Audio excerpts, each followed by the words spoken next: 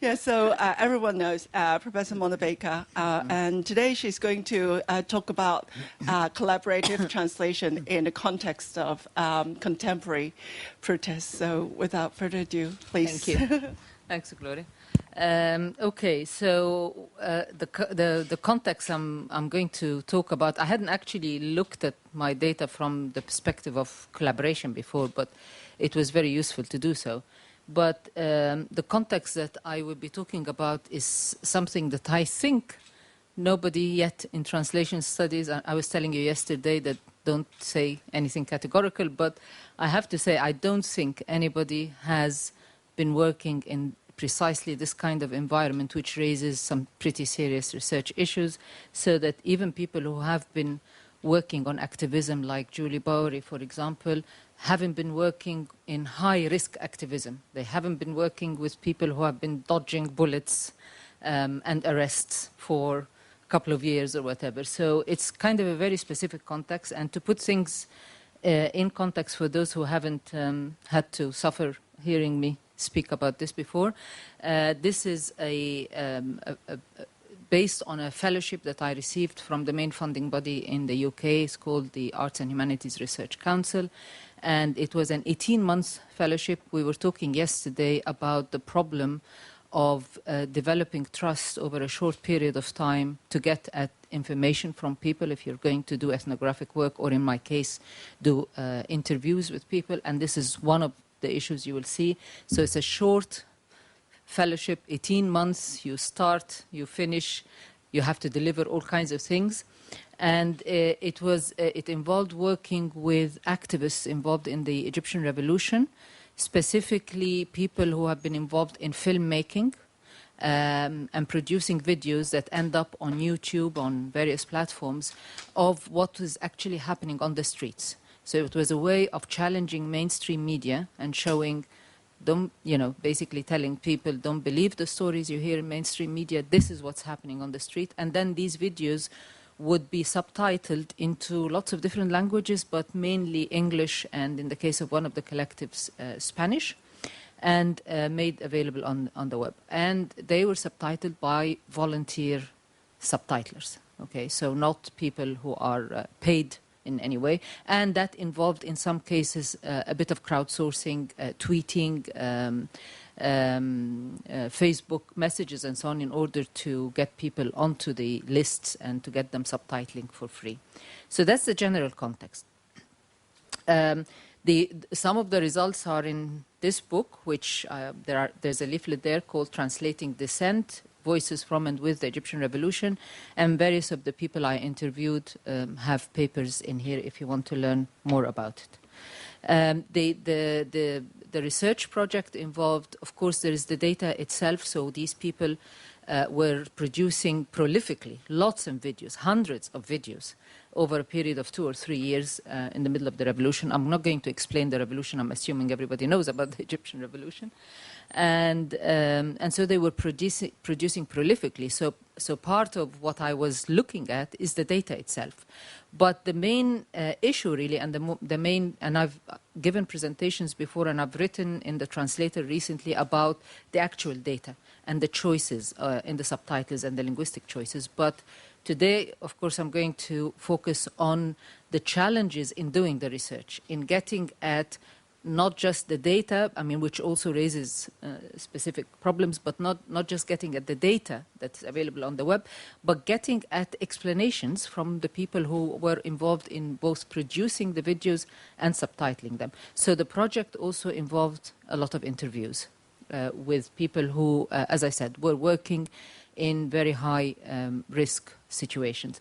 And as you will see from the various things that I will be discussing, there are issues of trust. Why should they talk to me? Why should they tell me certain bits of information? There are issues of the fluidity of the networks themselves, because if you know anything about protest movements today, anywhere in the world, you will know that they're like concentric networks. It's not like bounded little communities.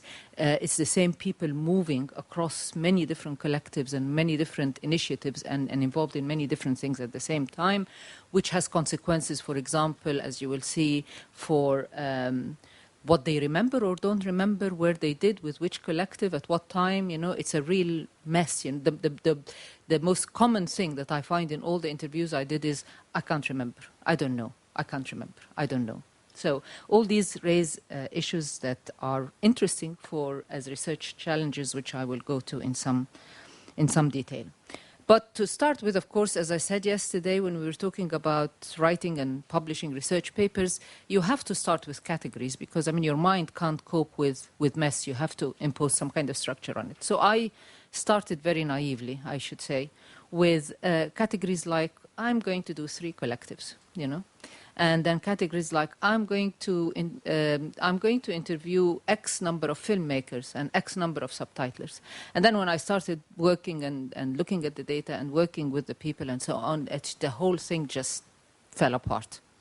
And one of the things you need to learn when you're doing research like this is to, as I think Henry made that point yesterday very forcefully, is that you don't try to get your data to answer questions it cannot answer. You have to be adaptable. Otherwise, you're basically hitting your head against the wall. So you look at the data and you adjust to the data. You don't expect the data to fit into your categories.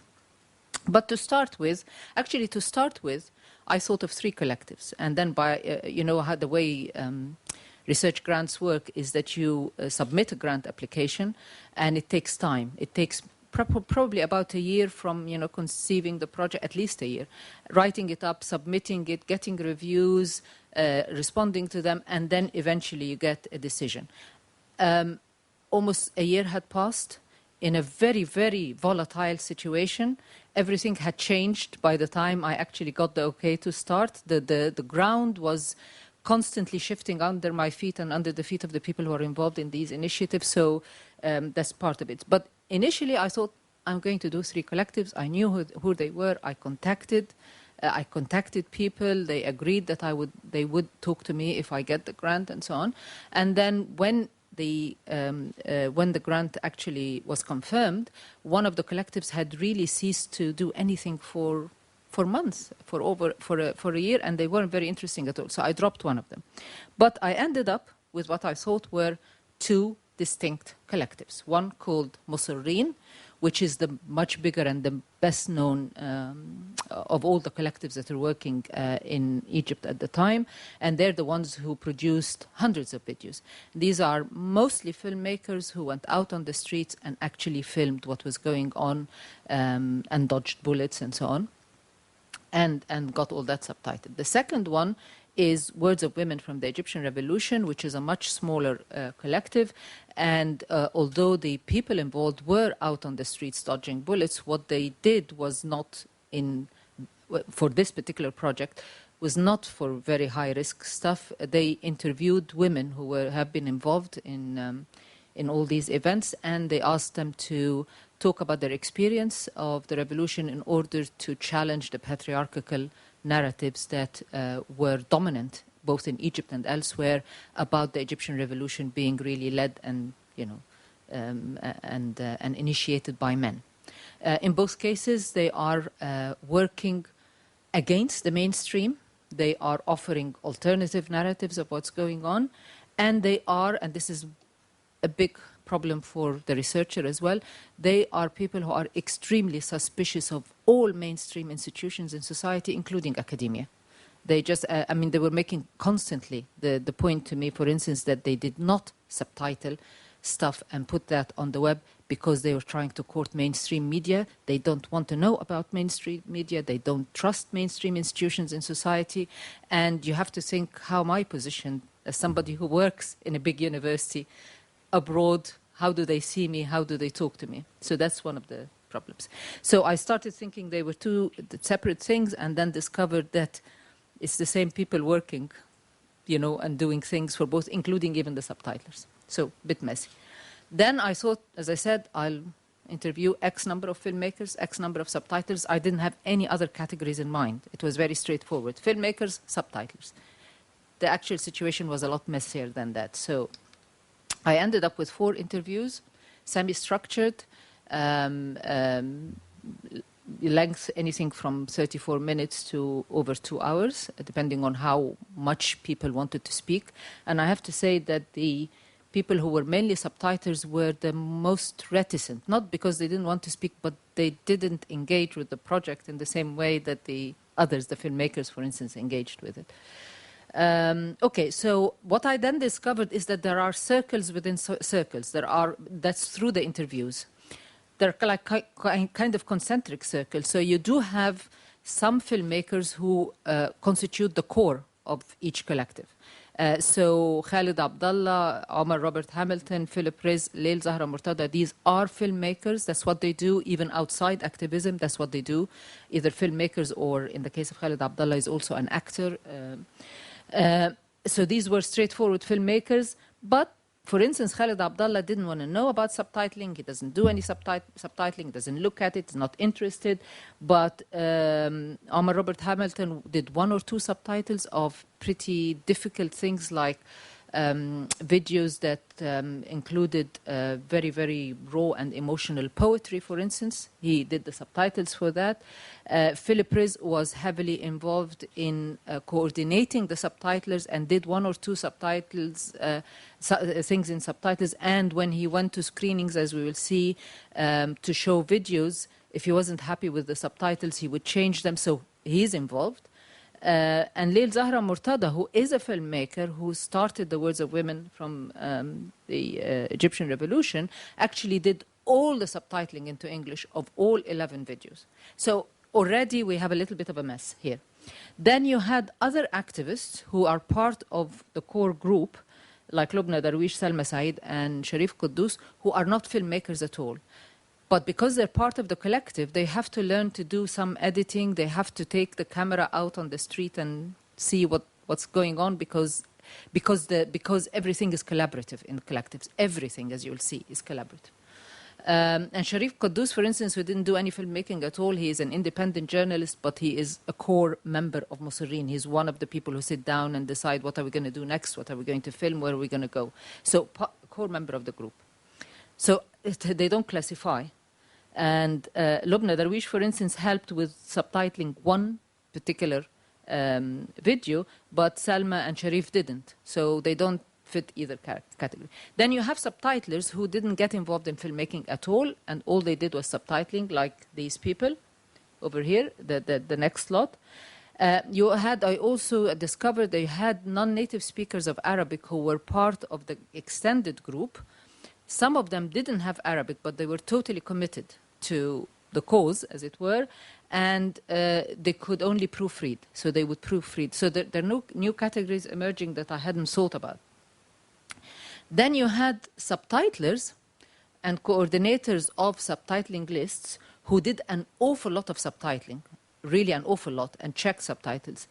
But they are kind of part of the core group because they have a long history of activism with the group.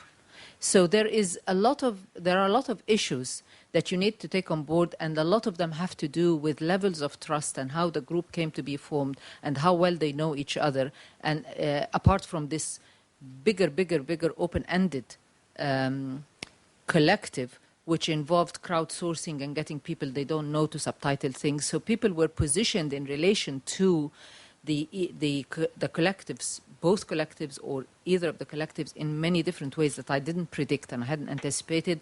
And I started with these naive categories that, they're going to be filmmakers, they're going to be subtitlers, and I'm going to get this view from the filmmakers and that view from the subtitlers, and it didn't work out. And that's very common. Now, what forms of collaboration are we talking about before we look into the research challenges? And I'm going to use mainly the interview data for this. As I said, I'm not going to be referring to the actual subtitled videos in this particular talk.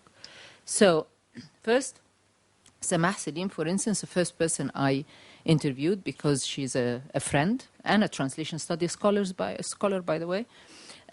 She says you can either do the whole video. She's describing how they did the subtitling on the mailing list for Musirrin. You can either do the whole video when the filmmakers upload it, or put this out on the list and say, I don't have time to do all 7 minutes, but I can do the first half. Can somebody do the second half? And then somebody will respond with, I'll do the second half. When you'd finished, you'd send what you'd done to the second person, and then there's another stage where the process of subtitling and the process of timing would be separate. So where somebody could just very quickly do the subtitling without paying too much attention to the timing, the spotting, and then somebody else would do that, the spotting. And then a third person would proofread the final SRT file. And any person from the list would do that, whoever volunteers. But the last stage, which is the uploading stage, once you upload the subtitled videos onto YouTube and other platforms, will be done by a member of the collective. So she's already positioning herself and other subtitlers as outside the collective. Yeah? And people position themselves as within or outside or on the fringe of the collective in various ways. But basically here you have collaboration on the individual video, do X number of minutes, somebody else does X number of minutes. You have collaboration, you split the task into subtitling and timing, spotting. You have collaboration on proofreading, and then the final stage, it really has to be somebody from the core collective who would upload because they have the password to the YouTube channel of the collective and so on. So that's between subtitlers and proofreaders. You have collaboration between filmmakers and subtitlers. So Philip Riz is one of the main filmmakers. He says, in some cases, I got involved in debates with the subtitlers on the mailing list that happened on the translation team. Occasionally, there were kind of discussions that went back and forth. And when you're the person who filmed, you know the context within which something was said, or in the case of specific types of settings, like a worker strike, for example, I might be a little bit more familiar with the kind of language used than people who haven't spent a lot of time in those kinds of settings. So he would be reacting on the mailing list to queries from various subtitlers, whether they're doing the first 4 minutes or the second 3 minutes or doing the proofreading. He would be involved in these debates. And I saw, when I got access to the mailing list, eventually the subtitling list, that there were filmmakers who got involved in these discussions and were part of the decision-making process of which words to use and which equivalents or whatever you want to call them. It's a little bit like collaborating with an author, a translator collaborating with an author. But it's a bit more open-ended than that. Then you have kind of bigger kinds of collaboration. So here I was asking Sarah Hawass, who is one of the core people and also who is prolific subtitler, why don't you tell the filmmakers not to put the names of the people who are being interviewed on the film, for instance, down at the bottom where the subtitle has to go? Why don't you tell them to move that up so that the subtitle can be legible, for instance? She was explaining. So she says, however the short video is, you can be sure that a bunch of people have sat together and worked very closely with one another in order to edit it and decide on what it's going to look like. You don't just film, you have to edit, of course. You can't produce everything on YouTube. So you're never dealing with just one author. You're never dealing with one filmmaker. You're dealing with a bunch of people. Sometimes you don't know who. Sometimes they don't know who. They go in and out of the flat where it's all set up during high-risk situations. So they run from one demonstration, they put the video on, they do a bit of editing, run off. Somebody else comes, does a little bit of editing, and it's a very, very fluid situation. It's difficult when you don't know the person. It's difficult when you're not sure to get them to change something or whatever. And I'm not always present, physically present. Sometimes the video will go up because it has to go up, and I'll subtitle after the fact. So you're working at great speed in very high-risk situations, situations with a lot of people. There's a lot of stake in what is going on. So nobody's going to sit and wait and say, no, when we get the subtitle right, when you've moved that bit up there, So that's the way it works. So essentially, there is, as you'll see later, there is no record of who did what. There is no attempt to control beyond the core group who does what, and the whole process of collaboration is weekly documented. Yeah, what you do have documented is that it's very messy and that it's very fluid and that different people do different things and, don't mind if somebody else comes and changes it. But you don't have the kind of record that Henry has of, even though Wikipedia is constantly moving and changing, there is a record, a documentation of who did what when. You don't have that here. So the collaboration definitely exists. It's extensive. It's across the entire networks in different ways, but it's not documented. Okay, beyond that, so that's the kind of collaborations we are talking about. And what are the research challenges, which I will go through in some detail. First of all, as I said, the collectives themselves are not bounded. The boundaries are extremely porous, and you will see that, you know, it's very difficult actually to say, this is Musarreen, this is Words of Women. In practice, a lot of things were going on. The data itself, I mean, I'm talking here about the videos that are uploaded on YouTube and on the different channels. The data is extremely fluid. It's not just like Wikipedia. It changes all the time, but it changes and you don't know who's changed it, and it's very difficult to control. So I would look at the videos, I would come up with some findings and you know, start writing them up, and I go to get another screenshot to prove what I'm saying, and it's already changed. Yeah? So it's very, very, what you learn from this research-wise is that you have to take screenshots all the time and date them. You have to date them and even time them when it's something that fluid. Then you need to establish facts like who did what, how did it happen, how did you get to recruit the subtitlers, and simply people's memory is almost non-existent. For certain things, there are other things that are important to them that they have a very sharp memory for. But the memories are uncertain, and sometimes what they tell you in the interview, what they remember and tell you in the interview is a bit different from the data you see, which is already fluid data, so you don't really know whether it's because the data has changed or because their memory is not reliable. Then and I get back to the, you know, one of the points that is the focus of this talk is how do you disentangle the relationship between the individual and the collective? Because when you have a lot of collaboration, this doesn't mean that people have no stake at all in the end result. They do. And it's very interesting for these collectives, one of them, the biggest one, Musarreen, which was working at very high speed and, you know, high risk situations, you look at the videos, and at the very end, there is absolutely no credit except Musarreen. Unless the only credits they would recognize is if they've used footage from somebody else that somebody else has given them, or they've done the video in collaboration with another collective. But the individuals, that includes the filmmakers, not just the subtitles, there's no mention of them whatsoever. So although there's this anonymity, it doesn't mean that the individual does not exist as an individual with concerns about the results of their labor, and it's a more complex situation than that. And finally, there is the issue of trust, how they develop trust among themselves so that they eventually form these concentric circles with different levels of trust, and then how you win their trust as a researcher. And that, again, did not really conform to anything that I expected before I did the research. I mean, basically, this research kind of was all the time challenging me as a researcher and challenging me to just start thinking from a different perspective, which is kind of not very comfortable, but interesting. Okay, so we start with the first one, which is the porous boundaries between the collectives, because you're doing research and you want to be able to say something about each collective since you've chosen two collectives, you know. So, for instance, Sarah Hawass tells me, Words of Women, which is the second collective, gets the same translators as Musarreen. Words of Women is, as far as I'm concerned, part of Musarreen. Because it's Lael, you know, Lael who said it. I mean, Lael is a friend. He's one of us. He sits with us. And he does some filmmaking for Musarreen as well. It's Lael, you know. It's a very small sort of community. So there's a hell of a lot of overlap there. And then on the position of the categories of the subtitlers versus activists versus something else, and she's talking about Catherine Halls.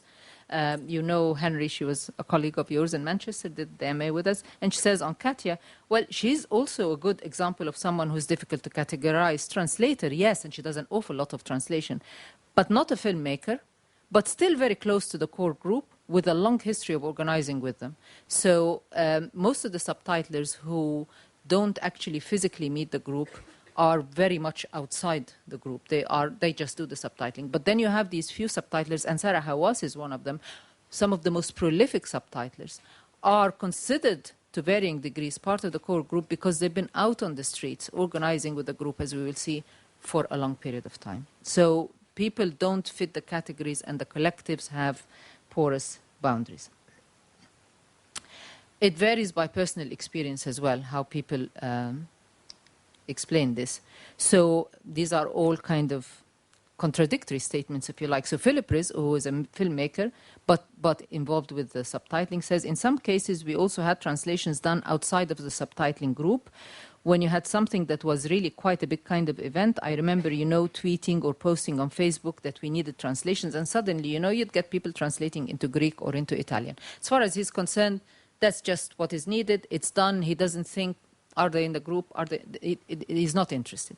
But then Sarah Hawass says, we sort of have these concentric circles of contributors, people who plug in and plug out as and when they have something to offer, as and then when they want to, and they are all considered part of Musirrin. From her perspective, everybody who contributes is part of Musirrin. Samah Salim, who is an activist in her own right, I mean, she was nearly killed on the streets a number of times, and a translator and a subtitler, she sees it very differently. She says, I don't feel like I'm a member of the collective, so to speak, and there definitely is this kind of hierarchy between the collective itself and the political constellation within which it moves.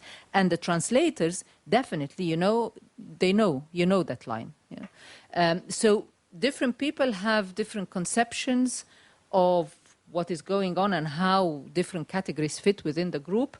And I think it depends, a lot of it depends on how extensive your experience is with the group as an activist, not as a subtitler or translator. But we'll come to that.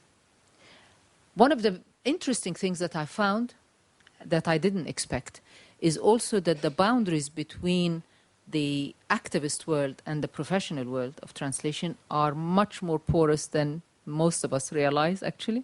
There's been a lot of literature on volunteer translation and on activist translation, various types, and interpreting.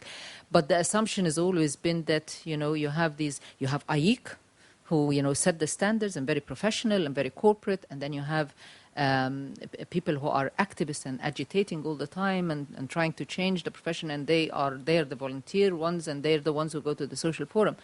But it turns out that there's an awful lot of overlap between, and the situation is really changing very fast. So, for example, Leil Zahra talks about one of the subtitlers for Words of Women called Elena, and he says, I remember our first interaction was her asking stuff about Israel, because he's very active on the boycott Israel campaign and for Palestine and so on. Because I was writing about Palestine. She was like, yeah, I was a militant when I was young. Elena's like, I don't know, 50, 55 or something like this. And she's been living in Brussels and working for the EU. I mean, she translates for the EU. You don't get European Union. You don't get more professional and corporate than this, really. Really set on her, respectable person, not like us troublemakers. But this took her completely back to her militant days. And she was subtitling prolifically throughout that period, constantly, volunteer, but still keeping her European Union job. Yeah.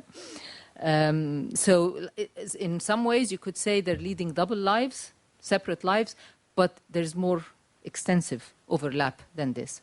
So here, Ethel is talking about her, again, militant work, and then the cooperative that they formed to do professional work. These are activists who are doing volunteer translation, but then they also need to earn a living, so they form a cooperative. So she says, we constituted a small translators cooperative in Madrid, and I started translating and interpreting with these people whom I knew from social movements in Madrid, especially from No Borders movement. They were like my political colleagues. At the beginning, I went with them in the cabin, so we're talking about simultaneous interpreting here, and I was really nervous. And they would take me, they would force me to do it, but they would support me all the time. So there's a lot of mentoring and learning, mutual learning here.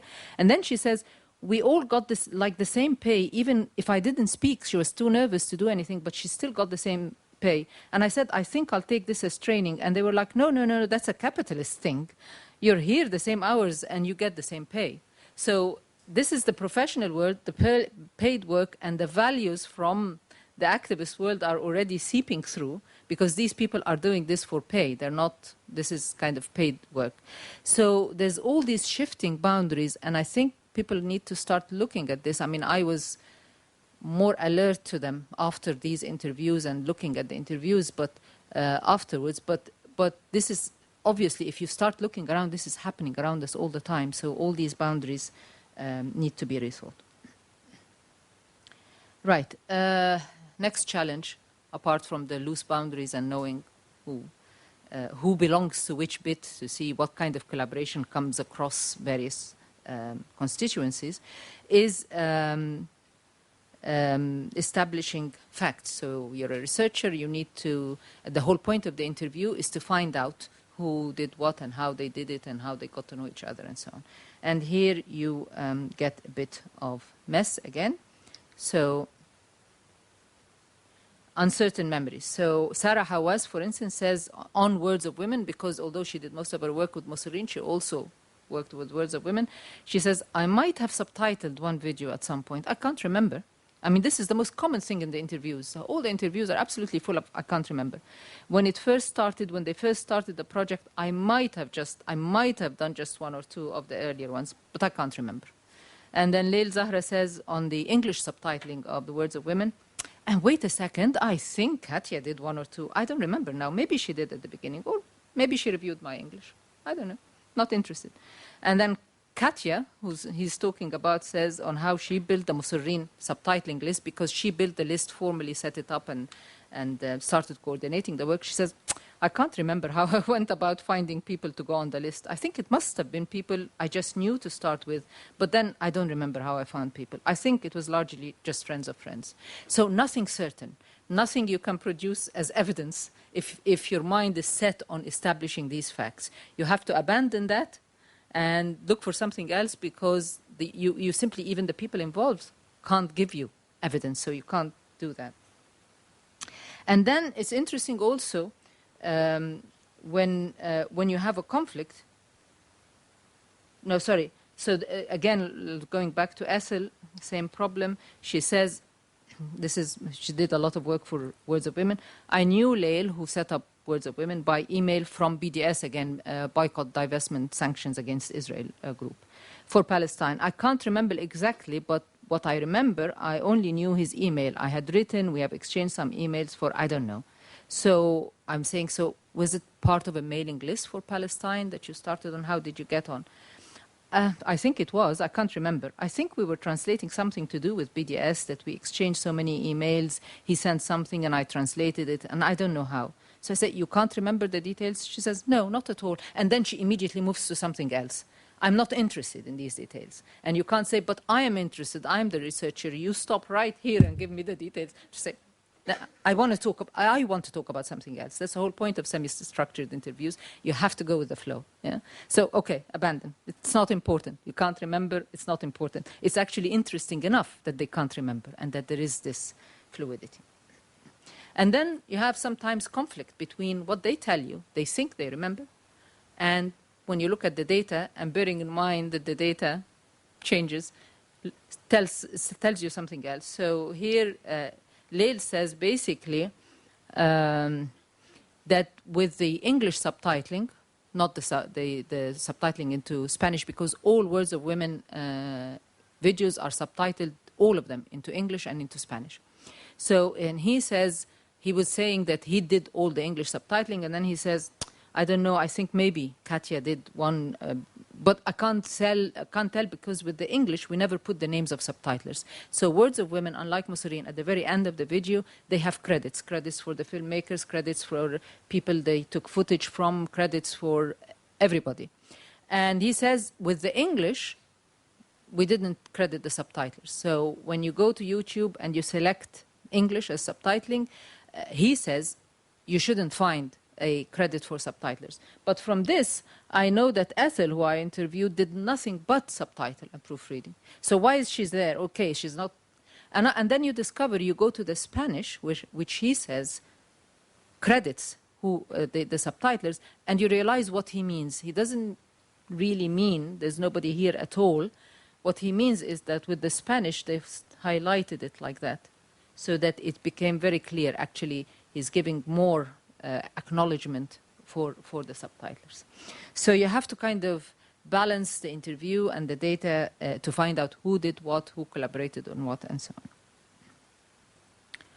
on. Okay. The data itself, as I said, is constantly shifting, constantly moving for various reasons to do with collaboration of different types. So, for example, Lil Zahra says he's working with the subtitlers, right? So the subtitlers basically, unfortunately, they were translating from English. So they take his English subtitles and then translate them into Spanish. And he says when Ethel and Elena, who did the Spanish subtitlings, started working, it became really interesting because I would do the English immediately after we upload the video, post the English subtitles, send them the link. They would check each other's parts, so they're working collaboratively with each other, and things like this. But it was really interesting because they would write me stuff and they'd be like oh, that sentence in English is meant to be like, you misspelled this word, or this is not, we do not really understand what you're trying to say here. So I would kind of like change the wording again in English and upload it. So the change, the fluidity of data is partly because of the collaboration between the filmmaker and the subtitlers into another language, who are basing their subtitles on an interim version that they can't quite make sense of. Another reason for the fluidity of data, this is a filmmaker, Philip, says, recently I haven't done this much screening in kind of like when he's invited to give screenings, other political groups in other countries or in Egypt. Recently I haven't done this much, but there was a period in 2011 and 2012 where I did do some screenings outside of Cairo. And in those cases, I would check the translations, and in many cases, they were quite horrible and they really needed revision from his point of view. And so I say, and you revise them? And he said, of course, for screenings, you know, of like 4 or 5 digits. And he would upload them. So then this is another undocumented bit of the collaboration, undocumented change. You only find out from the interviews. And he's not going to tell you exactly which videos and on which date.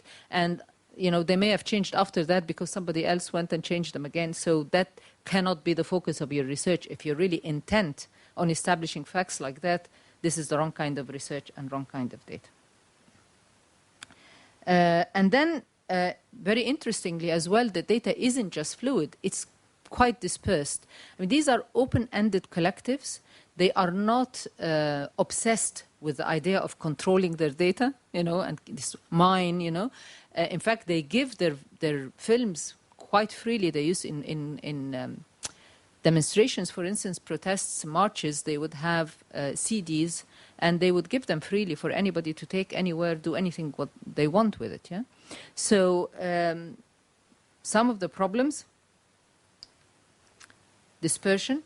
So Leil is talking again about Words of Women, and he says, you know that they all, most of the subtitling was done on the Amara platform. Do you know the Amara platform? It's called Universal Subtitles. It's a platform that allows you to upload a video and then subtitle very easily, much more easily than other programs, and also allows other people to collaborate on that.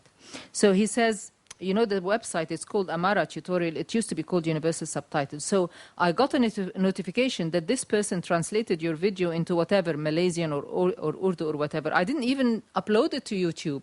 Amara invites people to translate videos, to subtitle videos, and helps them do that. So if you uploaded a video there in order for your subtitlers to work on it into, say, English or Spanish or Greek, other people can just get it and subtitle it into Urdu, into Malaysian, and they don't have to contact you. They don't, and that's kind of dispersed. Also, an Italian, again, Palestine campaign group contacted him and told him they wanted to subtitle some of the Words of Women videos into Italian. So then he says, well, on YouTube, if you go to YouTube, the Italian is not uploaded on my channel, the Words of Women channel. It's on their Palestine Solidarity Campaign channel.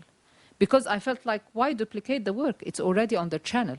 So the data is dispersed. You have to know that the Italian subtitled versions are on that particular platform in order to go and find it. Unless you're lucky, it comes up in the searches. So it's not as if it's all, I mean, although Musserine has a channel, Words of Women have a YouTube channel, it's not all there. It's free for all. Anybody who wants to subtitle into any language, put it anywhere, it's fine by them.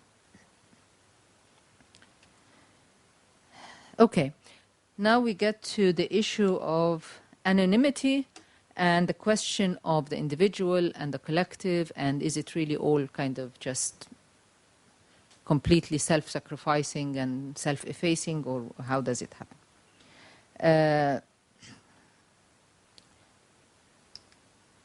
Here is a question of, okay, we're all doing this anonymous, we're not looking for being credited, but here Ethel talks about when Leil, who was doing the filming, decided that the Spanish versions would carry these credits that I showed you for the subtitles. So she says, when Leil said that, and it's his decision, not them, they didn't ask for credits. When Leil said that translating team would be credited, we said, okay, it's nice, not so much for kind of publicity, but for the recognition of the work. How to say it, her English isn't very good. As a way of showing some kind of, and she's stuck for the word, so I say recognition, she says some kind of love. I don't know how to explain it. It's not love. And so I say appreciation. Yes, appreciation, because you don't do it for the recognition. It's not for publicity. You do it because you're also passionate about what's going on. So even though it's open-ended, the collaboration doesn't have to, you don't have to say, I did this 3 minutes and somebody else did the 7 minutes and so on. And it's not documented, and you think these people really are just completely self-effacing. It's not. They still need recognition. There's something that goes on that still means that the individual wants something out of the collaboration, even if it's just a thank you. And similarly,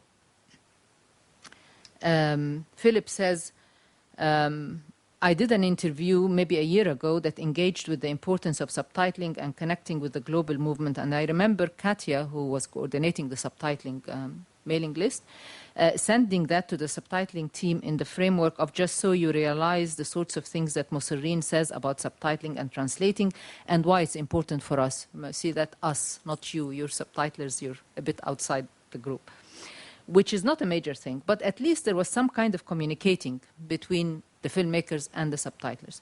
And I remember people responding and being quite happy that this was being highlighted, because although all of Mosserine's work is done anonymously, they're not all equally anonymous. There are some people that are much more known than others, and I think the most invisible participants are probably the translating team.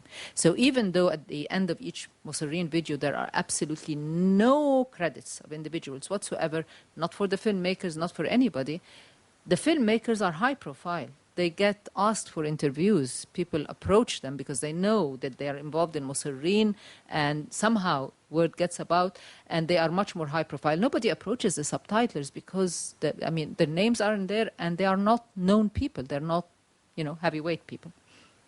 So they still need some recognition. And then here, something that Samah told me, which then I realized it's not as open-ended collaboration as it's presented. So she says, once I had this experience, I had proofread something someone else had translated and sort of automatically assumed that since this was a collective, open-ended, non-hierarchical, let's say authorless effort, that minor changes would not need to be approved. So I had slightly edited one of the videos that came down and then received a private email from the person involved, the person who had translated the video, sort of a little bit annoyed that I had taken this liberty and not agreeing with my changes. To which my response was, this is why I thought this would read better this way in English, but of course it's certainly up to you what you want to do, and I don't really know what happened after that. Lots of interesting things here. Notice that the person whose work was changed a bit, according to Samah, didn't discuss this on the list. She sent a private email. So on the list, we all appear equal. I had eventually access to the list. I wouldn't have seen that because nothing like that is raised. And then also the idea that Samah is assuming that because this person started the translation, did the main translation, they have a right, they have ownership of it. So I'm saying, it's up to you. And that varies a lot from person to person. So the individual is still very much a recognizable unit within that collective and behaves in different ways. I joined the mailing list eventually, and part of my work was a bit like Clara, kind of ethnographic, and I actually did some subtitling for them. And I remember Katya in particular, I'd subtitle a video, and she would make so many changes. I couldn't care less. Okay, she's a native speaker of English. I trust her. She's not on an ego trip. She's fine. She's doing this. If it reads better for her, I might just query one or two things on the list and other people would join the discussion. But for me, it didn't matter. For some, you could see they were really, even minor changes, they were resistant to it. This is mine. This is my labor. This is my subtitles, my translation. Yeah? So that kind of layers of and variation in people's reactions to the nature of the collaboration and what it means to them is very interesting. How much time have I got so that I decide whether to skip something or not? 15. Okay, and then would that includes questions?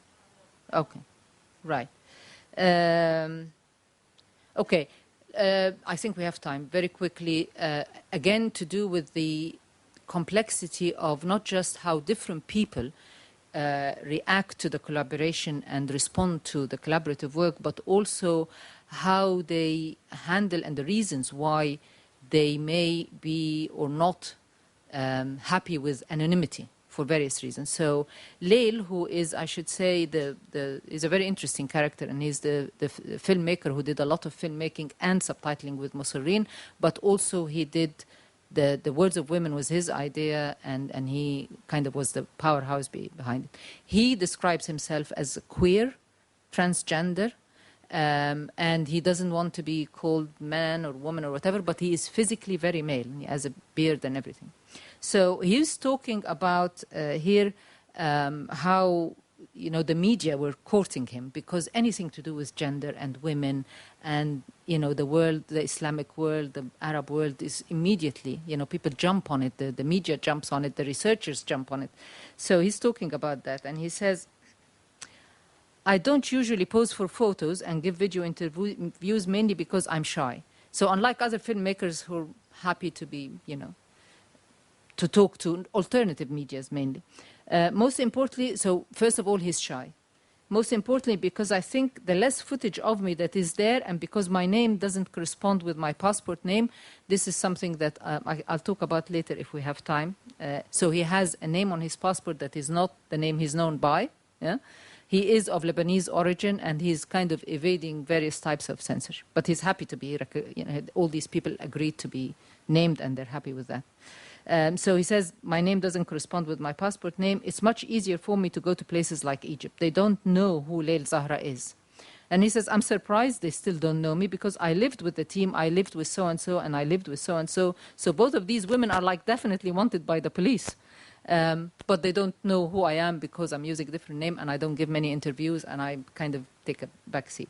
And then there's a third reason. And also because I felt that in the end I am, whether I'm queer or whatever, I am a biological man with male privilege. And at the end of the day, I'm a man talking about women. It's not my place to tell them about these women. They should go and listen to the women themselves on the videos. So lots of reasons why people may shy away from anonymity and kind of lose themselves in the collective, as it were. And it's not just a question about being gracious and not having a big ego. There are all kinds of complex reasons why that is the case. And then also very interesting because the name Leil is not his real name. It's not the name on his passport. And a lot of people think it is Leila, which is in Arabic is a woman's name. So a lot of people think he's a woman. And he deliberately chooses this name without the A ending, which is what you would normally expect if it's a female, Leila. He deliberately chooses this name to complicate these gender categories and confuse people. So he's talking about one experience when he, first of all, before he did the videos for Words of Women, he collected a photo album of all the women who were out on the street, and some of them were killed and, martyrs and so on, and he collected this album, and it got huge interest at the time from Facebook, from Twitter, from the media. So he's talking about that. He says, it was like first 4 or 5 days of the revolution, the media attention was unbelievable. I got calls from CBS, from Al Jazeera, people who were going crazy trying to locate me, and then I started reading news about people talking to about news without people talking to me, news about me. Leil Zahra, Egyptian woman awakened by the love for her country, she decided to take her camera and go out on the streets and things like this. And I spent like the first 2 or 3 days like writing to people, just correcting them. And then I was like, if you're not doing your job, be my guest and say whatever you want. Like, I'm not going to sit here and correct your information. I couldn't care less what you say about me. Yeah? So there are all kinds of these complexities about how people's, I mean, even if they're working in a collective, they're still recognized as individuals. Even if they're doing collaborative work, people home in on them as individuals, and the way they react to that attention from different quarters is different and positions them within the collective in different ways. Okay, the final bit I want to talk about is trust. And the trust is very, very, as you can imagine, extremely important in this kind of context because of the high risk involved, and because it's also very, very, very emotional situation. I mean, some of the subtitlers, like Ethel, for instance, who translated, she did, as we discovered later, did some also subtitling for Musserine. Leil also recruited her to subtitle for Musserine, but she did mostly for Words of Women. She tells me that in the interview that there were times that she would be subtitling, translating on the bus, because she was very busy. She still had to earn a living. And she's doing this on the bus, and she's saying it was embarrassing because I was crying as I was subtitling and watching the videos and crying as I was. So it's very, very emotional, very intense kind of context. So trust is really the name of the game, and that's how these collectives come together and can collaborate in particular ways and not in others. So the core group, and that's not a division between just subtitlers and filmmakers and non-filmmakers, is really all have to do with co-presence physically over a long period of time. So Sarah Hawass, who did almost all the subtitling initially for Musserine, she says, Omar, Robert Hamilton, Salma Saeed, who are two of the people I interviewed, core in the collective of Musserine, Omar and Salma have known each other since they were babies. So we've all had these relationships for many years, but there are new relationships that were forged out in the square, in Tahrir Square, in the middle of kind of dodging bullets. So there are two aspects to it. There are people who have known each other through families for many, many years, and they trust each other completely. There are people who physically came together in the square and physically fought together and dodged bullets, and therefore they have that basis for trusting each other. A lot of the subtitlers just don't stand a chance there because they're just in virtual space. They are just on the mailing list. They don't have that extended physical experience working with the team, and so they remain outside. Catherine, who is, I mentioned before, coordinated the mailing list, her experience with the group goes back to 2009. So she didn't even start in 2011. So she says, we were going to walk from Cairo to Gaza over various weekends, but on the second weekend of walking to Gaza, we were walking in the northern outskirts of Cairo, and Philip Riz, got arrested, and it was really scary. They kidnapped him in one of these little microvan things, and he was in Lazogli, which is an horrible interrogation center, for 3 or 4 days. So it ended up being really scary. You make friends through that experience, that kind of experience, don't you? So that's what it's about. It's friendship. It's not just collaboration because people kind of vaguely like each other and they think they're nice. They have been through hell together. And so they are completely trust each other. And that is partly reflected in also their trust that other people can change and edit their stuff. They're not going to do something that I will be politically uncomfortable with. So they can get involved in the editing. They can get involved in the filmmaking. I'm happy with that. Interestingly, again, this kind of temporal basis, it happens to happen over time, and you have to be there physically to be part of the core group. So Leil Zahra, who set up Words of Women, initially didn't know people in Musserine. And he's a Lebanese, by the way, so he's not even Egyptian. He arrived in Cairo. He was absolutely desperate as soon as things started happening. I mean, he's a lifetime activist. He was going to be in Cairo. He was going to get involved, whatever happens. So he arrives in Cairo, doesn't hardly know anybody. And it was at a time when the people in the square were forcibly dispersed. They were forcibly thrown out of the square, and they were in somebody's apartment that somebody they trusted, and they were all there together, all the people from Musserine, saying, what do we do next? How are we going to film? Where do we go? You know, what do we do? Where do we go from here? And he describes his experience trying to get into that core and to get involved. And he says, I just literally did what 90-year-old men do, stalking in bars, you know. So I just sat there and sat there and sat there until they gave me stuff to do. And he's saying, give me stuff I can translate. Give me the stuff I can subtitle. They're not interested. So he kept stalking them until they started giving him stuff to do. I don't think I've ever done this in my life. And it was like really interesting for me because sitting there, I said to Sandy, somebody he knew who also involved in Words of Women, oh, I don't think they like us. And she was like, yeah, they do. And slowly I gained their confidence and they gained my absolute love and everything. And now we're a big family. But that's kind of physical in very difficult situations, high-risk situations. He wouldn't be there with them if he wasn't willing to take the risk. Yeah. And I learned the biggest lesson of my life there, that all my experience means nothing, you know, at the time of mass revolt, just nothing. So he arrived in Egypt, you know, I am an activist, I've been on the streets forever, I've been involved in this, they're going to let me in, they're going to trust me. And he said, it's irrelevant. Mass revolt is different from organizing marches and little protests and sit-ins. You know, mass revolt is a huge thing. You don't get into a group just because you think you're an activist and have been out on a few marches. Okay, where are we? So with the subtitlers, of course, trust is less of an issue because they are at a distance. Most of them are just in virtual space. They may be going out on the streets themselves, separately with other groups. But as far as Musireen, Words of Women are concerned, they are in virtual space. They're not involved in the filmmaking, and they're not involved in the editing, which is the main stuff. So Philip says, for example, if you have a separate team, he doesn't put it in these terms, but obviously it has implications. If you have a separate team working just on subtitling, we have to keep them separate, basically. They're just doing subtitling. It's not going to be affecting the workload of people that are making the videos and editing or on the ground, who are involved with what's happening on the ground.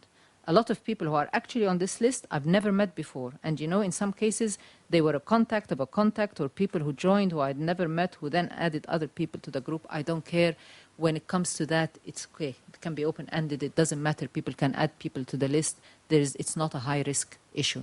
So the subtitlers, this is one of the reasons their collaborations are restricted. They don't get involved in the filmmaking, in the editing, because they are basically in virtual space and they don't share the same level of trust with the group.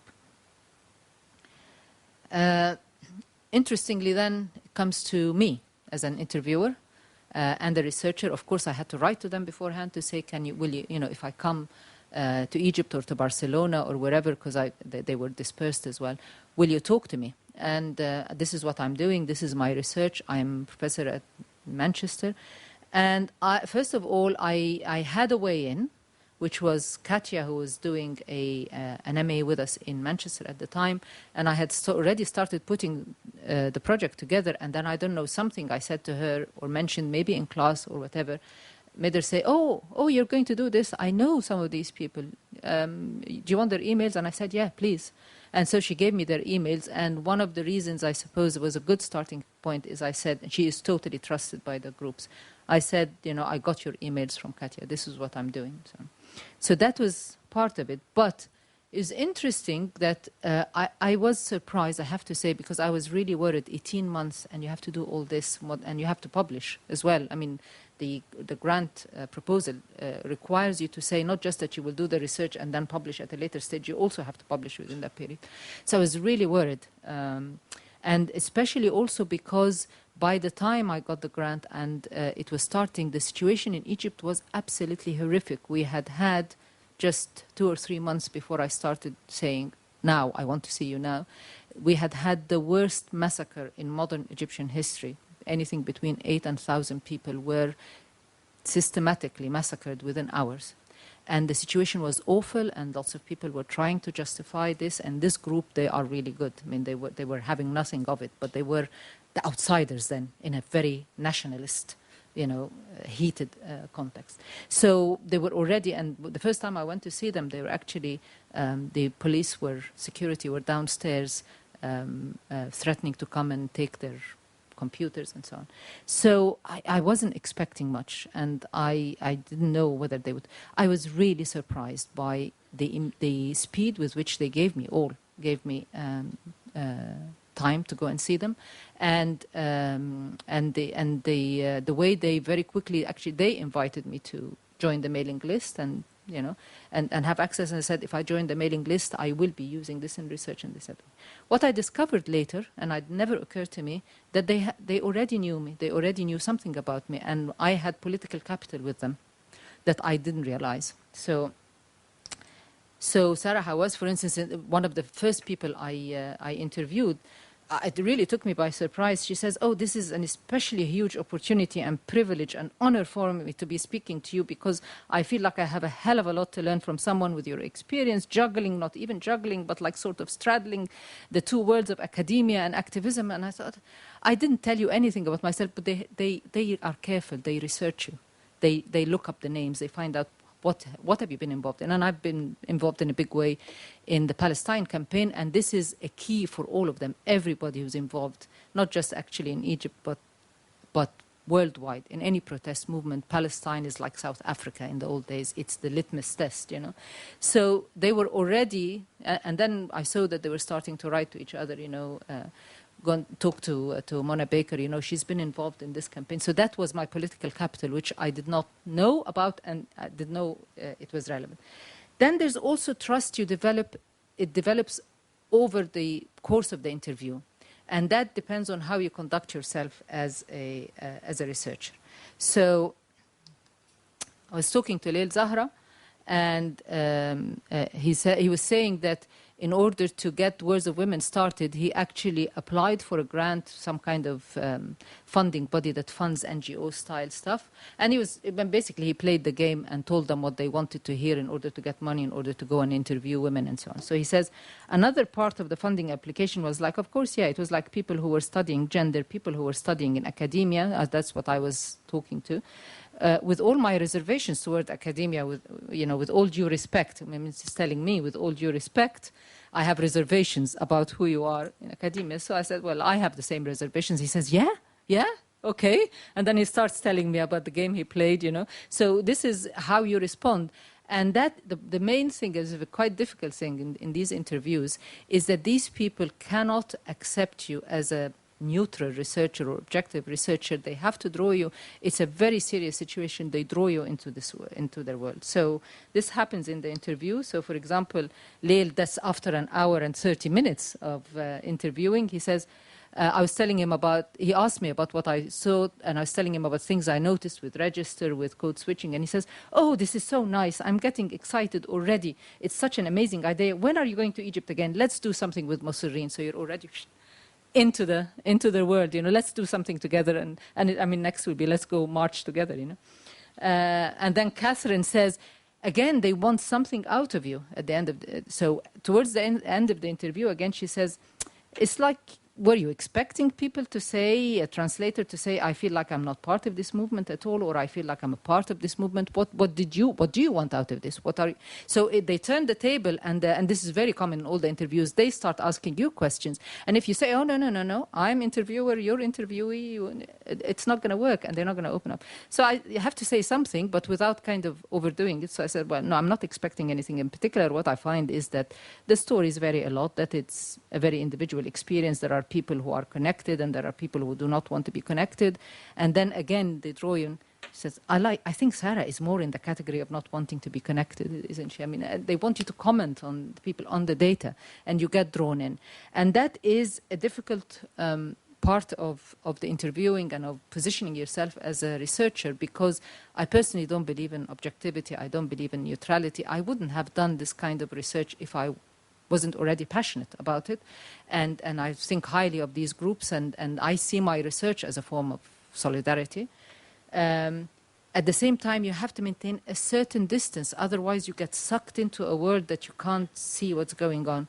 And I was really struggling with this at one time, and one of my very experienced colleagues in Manchester, who does a lot of work, not in translation at all, in drama, does a lot of work with kind of street theater and activist movements and so on.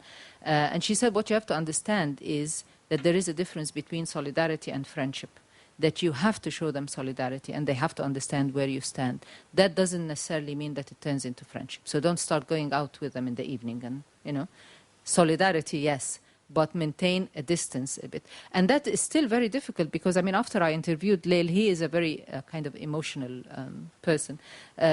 Before I even got back to the hotel, you know, it was on Facebook, he's telling Salma, oh, I met Monabeka, she's my friend, you know, one of my new friends.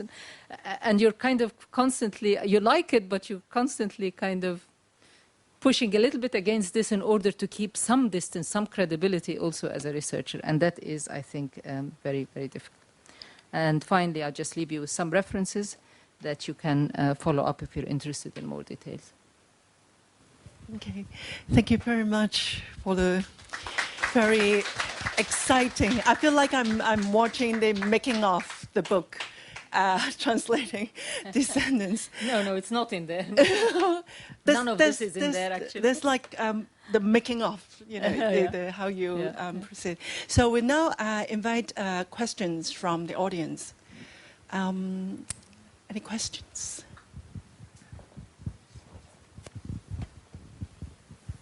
About the anonymity. Anonymity, yeah. Anonymity, yeah. And did you experience some sort of a situation in which people need to hide their identity completely in order to avoid the danger of other people? And what are the relation between these people and the people who you could access and had an interview?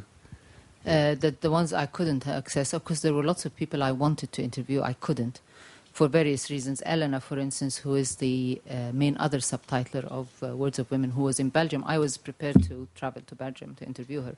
And I tried several times, but both Leil and Ethel, who knew her better, of course, said just leave her alone. She is going through a very rough time. And this was also common with a lot of other people, and a very big problem in putting this book together. People were suffering burnout.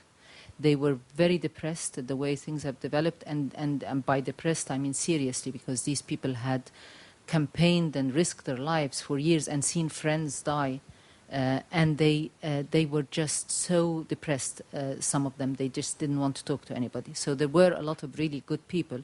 I couldn't get into the book because they didn't have, as I say in the acknowledgement, they didn't have the mental space to think. And there were ones who just didn't want to talk to anybody because they were pretty depressed.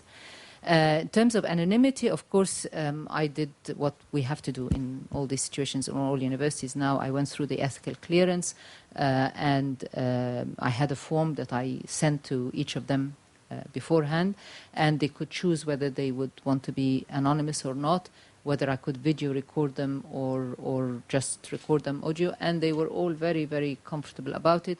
Maybe because by that stage, the military takeover had already happened in Egypt, and the protest law had been passed. And I mean, most of those who challenged the protest law and some of their best friends were already in prison. But people had got to a stage where they said, there's no point in standing in front of a cannon. You know, if you step onto the street, you're going to get arrested. And this new regime knows no limits. So they weren't out on the streets anymore. And so they weren't kind of in that kind of high risk situation anymore, not all the time. And so maybe that's one of the reasons they didn't mind. But I have to say that they were always, from day one, very outspoken about who they are and what they do. Leil has a particular problem because he's Lebanese, he's not Egyptian. And the Lebanese in general have a problem, for example, getting visa. His main concern was he didn't want to be stopped going to Egypt. You know, that. And in fact, when I organized a conference in March, not this March prior in Egypt, in Cairo, and he was one of the main speakers, and it was a very political conference. He was the only one who was not allowed in. He wasn't allowed a visa, and we had to talk to him on Skype. So he has very good reason for, but he can talk to me, I can talk to you, because the Egyptian security don't listen to our talks, they don't read my papers, they don't read English even. And so when I did the conference in March, I was telling Julie yesterday, in March last year, everything was in English, and I had to submit stuff to the state security in Arabic to pass it, and I just gave them almost a fictional account in Arabic, and they're just too lazy and they're too ignorant, so they don't, you know.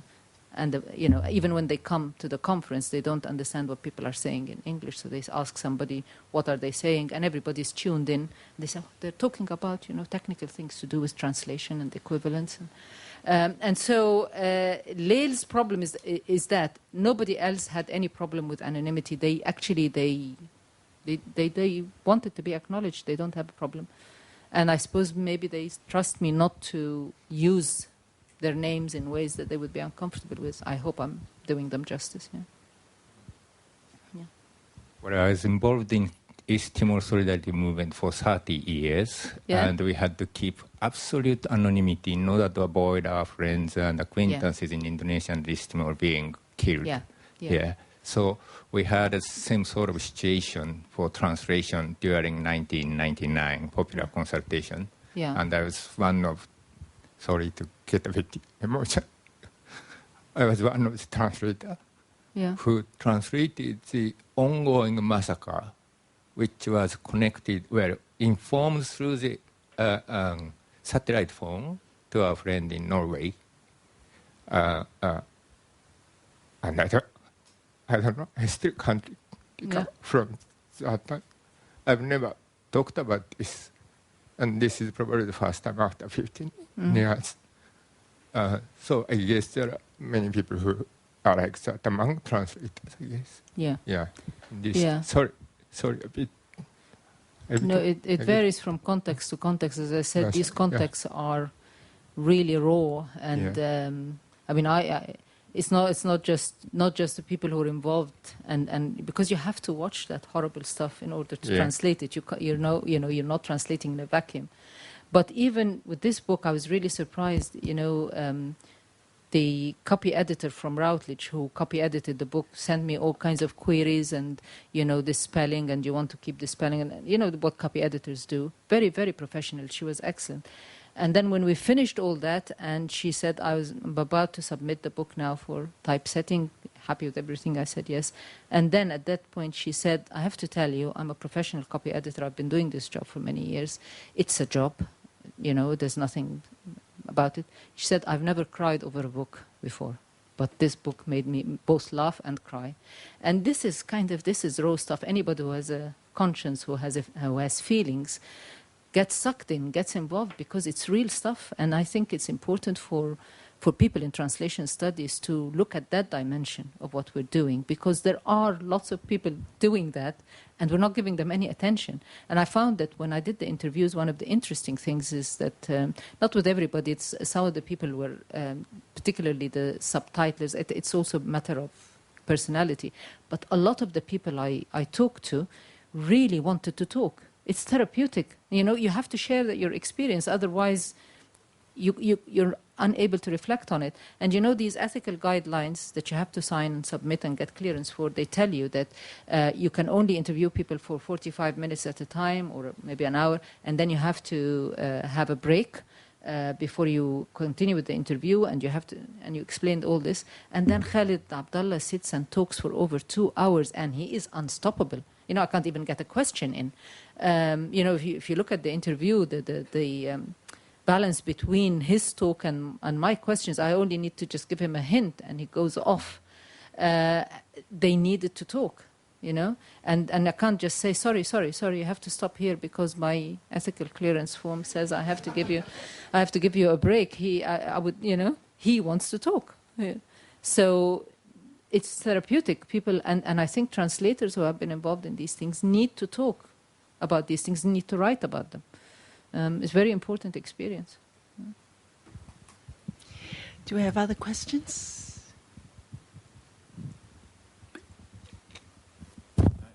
I think I may just have missed it, but were you actually doing some of the subtitling for them? You were involved. That's one of the ways? After I started the research, and that's another way to build up trust, presumably, with them. I mean, to actually be involved. But the fact that they let me onto the mailing list knowing I'm a researcher, this is what surprised me. And because Katya then sent a message, I told her you have to, not just the filmmakers, but you have to ask everybody on the mailing list, explain to them, and see if they're happy, then okay, if not. And she explained, and they said, yeah, And you know, then I joined the conversations and everything. So it kind of, the trust was even before then, yeah. But then when I kind of did some stuff and I experimented with stuff that, with Neil actually, who helped me with the technical stuff I'm not very good at, and we're trying to show them there's another way of doing this that may be more effective, they then started saying, come and do a workshop, you know, and then connected initiatives, not just that initiative, because very quickly, and by the time I started my my research, I used to go and meet them in their flat, and then they had to close the flat because the police were after them, and so so then they would form little cultural groups that look like cultural groups, and then these cultural groups would run workshops, and they'd asked me to run workshops for them. Unfortunately now, even the cultural groups and cultural spaces are being closed down in Egypt. The police has cottoned on to the idea that, you know, you have a cinema group, but it actually talks about, it does cinema, but not any cinema. It does also stuff that they don't approve of. So, yeah.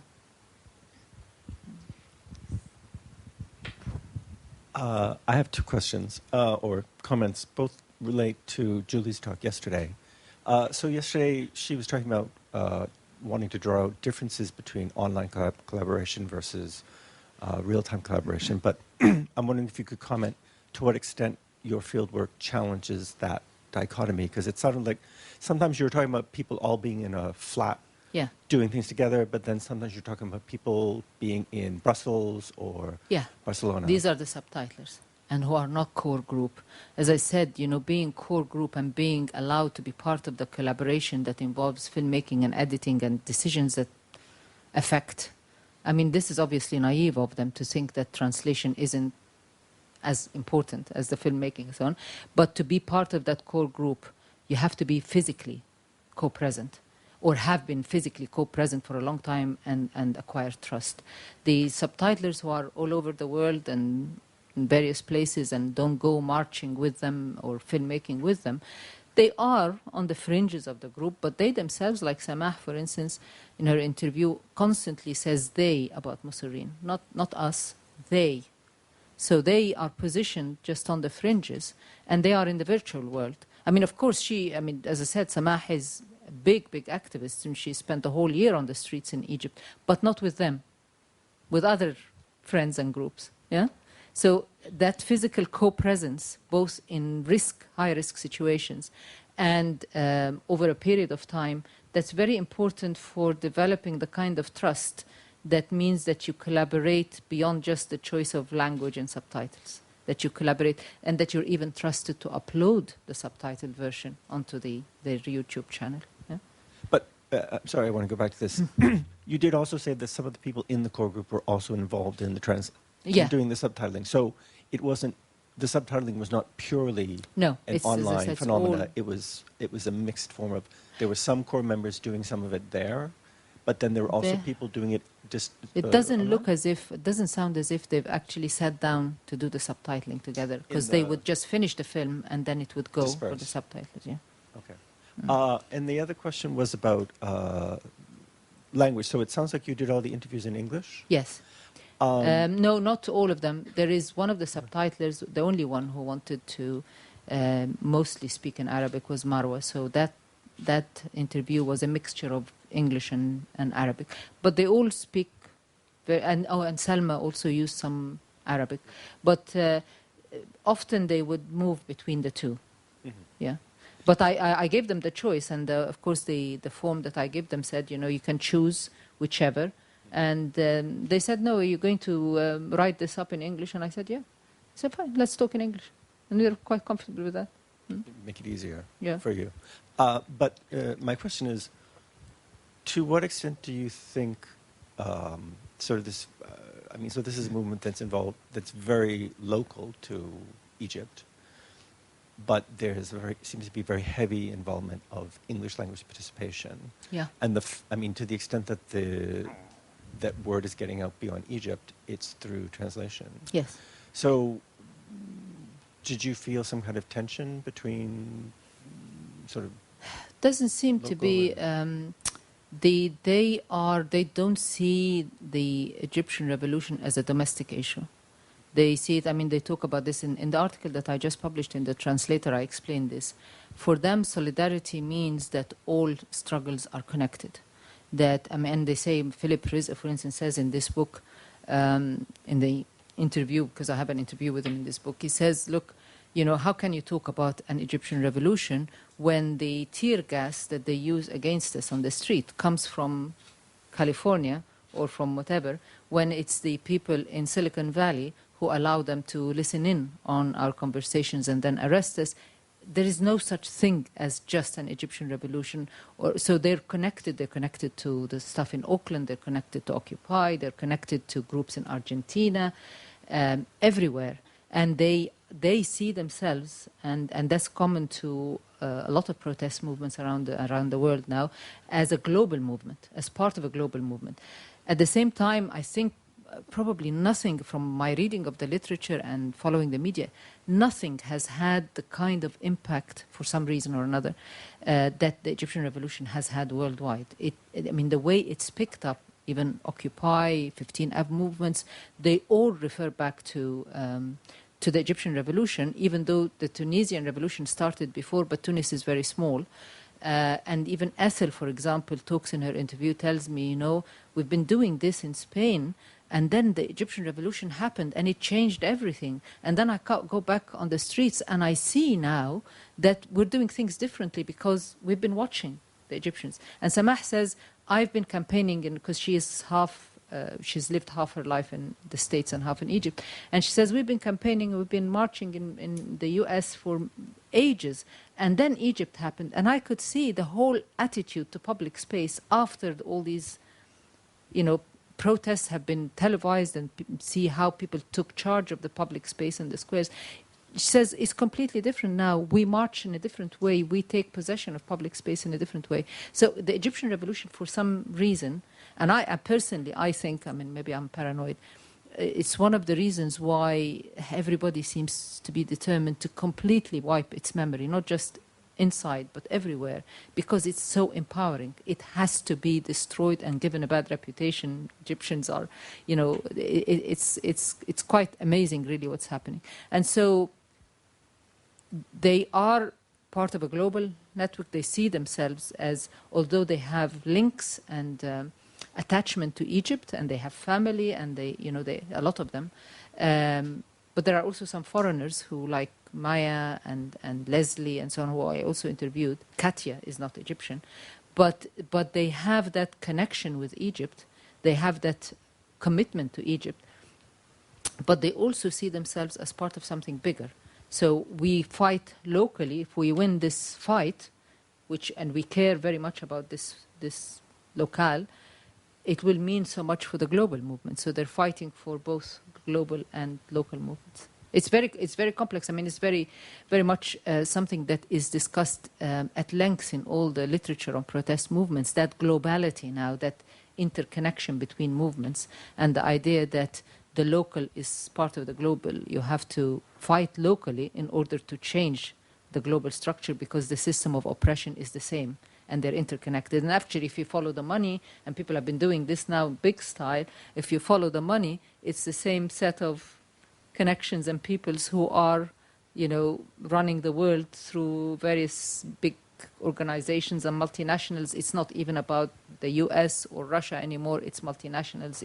It's huge, big conglomerates that people feel that they're fighting against. And it's not local, but you have to fight locally still, because you have to mobilize people locally to change things locally. And if you can change things locally, that kind of pushes the system back a bit. Sorry, just to follow. Maybe I'm not. I don't seem to be getting your point. No. So, but just to follow up on that, I'm wondering to what extent that is true about Egypt, because quite a number of people who are involved are bilingual, English, Arabic, or French, Arabic. No. With these collectives, I'm a translation studies scholar, so I want to do something connected with translation. So obviously, you're going to be dealing with groups who use translation and know what they're doing with translation. But I should say, actually, that the reason I decided to apply for this grant is that, from the Arts and Humanities Research Council, is that I was invited to one of these events that the Arts and Humanities Research Council put on to showcase what they funded before, and show you how it's done and so on. So I went along, and this incredibly irritating. I thought these academics didn't exist anymore, but they do. It made me very angry. An English woman who had pots of money from the British Council and various places. And she says, she actually used the word, she was embedded with the British Council in Egypt. She had done this wonderful research in Egypt, and, and she was telling us how to do it and how it's done. And basically she was embedded with the British Council. And so she went... All this is on video. I hope she recognizes herself, because I could have killed her. So she went to the British Council in Egypt and said, I'm going to study the Egyptian Revolution. I'm an anthropologist or whatever. Go and get me 3 of those and 2 of them and 5 of the other. And then she interviewed them, and then her she was basically repeating all the rubbish that's in the media.